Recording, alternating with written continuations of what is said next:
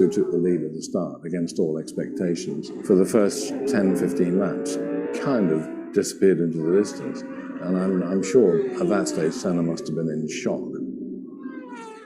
I really had a perfect car. I was doing what I wanted to. I was really put him in a little bit away, and I was much quicker. There's no question about that. Prost had taken the gurney flap off pretty much last thing. He reckoned, therefore, his car would be quicker in a straight line, and that was going to work for him, and it did. Ayrton was so upset, and he said, whatever happened, if we're going to get together, I'm not going to slow down. So he was just adamant that something was going to happen. And I said to them, that's the last race. I'm not going to open the door anymore. You know, I mean, I prefer to lose the championship, you know, but I'm not going to open the door anymore. Well, it's going to be constant attack, because Senna has got everything to gain and nothing to lose. Alain Prost can see the McLaren Honda of Senna big in his mirrors. Senna reeled him in. And it was obviously going to come down to a showdown, and the showdown was obviously going to be at the chicane because, you know, it's the only passing place at Suzuka. There was no question that Alain turned into Senna, no question. What he didn't do was do it well enough to take Senna out the race.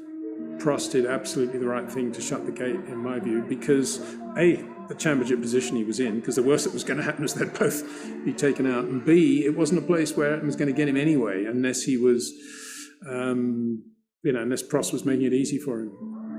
It was such a bad race for us because we got there, we were quickest in practice, quickest in qualify. We did our job. We put the cars first and second in the grid. We were leading the race, and then end up with nothing on your hands. It's just, it was very disappointed, to say the least. I remember all Alain could say was, I couldn't believe he did it on that lap. I just, because there had been laps when he'd actually been closer than that, and he hadn't tried it. And he said, and I looked in my mirrors coming up to the chicane, saw where he was, and kind of thought, well, you know, he ain't going to try it this time. But he did. He came rushing down the inside, and of course they touched. The problem with the drivers is that when you're sitting in that car, you put the visor down, you think of nothing but winning the race or do the best you can.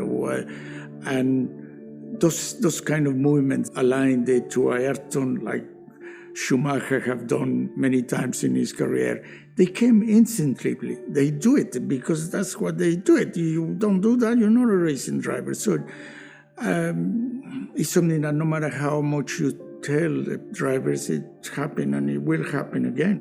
I couldn't blame Prost too much.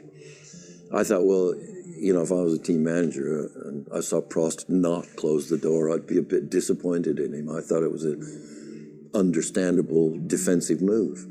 And probably, effectively, Senna should have seen it coming and not put himself in that position.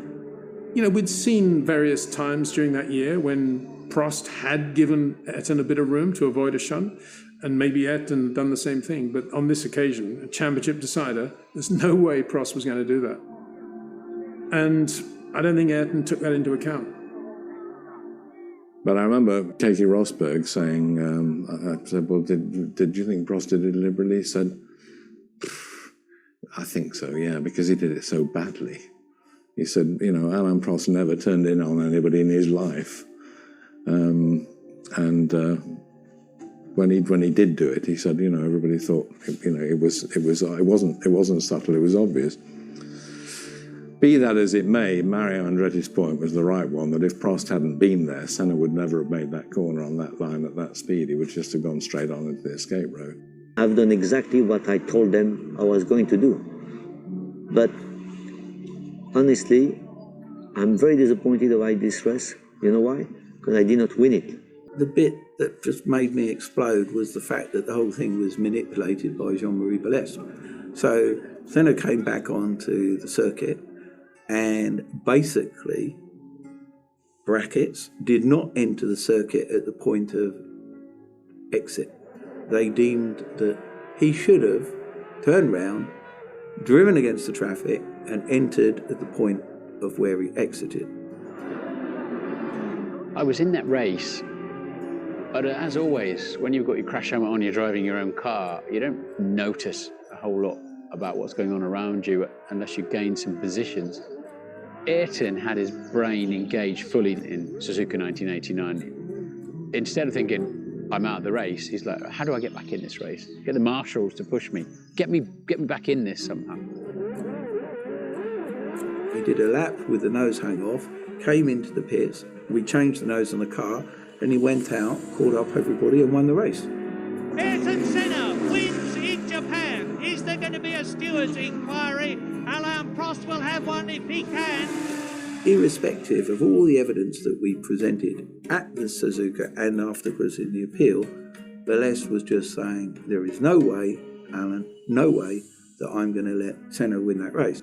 That was the bit that I was upset about. The accident, look, they're competitive. A sense of injustice just drove into me. And, you know, it was just so unjust. But it's not unusual in Formula 1. Things like that happen. You know, the problem with Ayrton, he can't accept that, he can't accept not to win, and he can't accept that somebody resists by an overtaking maneuver. And a lot of times, if you remember last year and this year, I opened the door, and if I did not open the door, we would have crashed like this. And I said before the race, if that happened, I don't open the door anymore. The way he drives is very good, I must say. It's absolutely unbelievable quick. But for me, I mean, it's driving too hard. I mean, you know, it's and if you have two drivers like this in Formula One, then you have accident every race.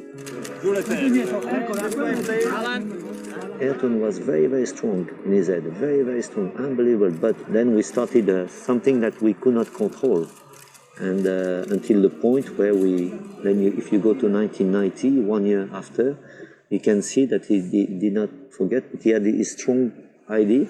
And that was absolutely not objective,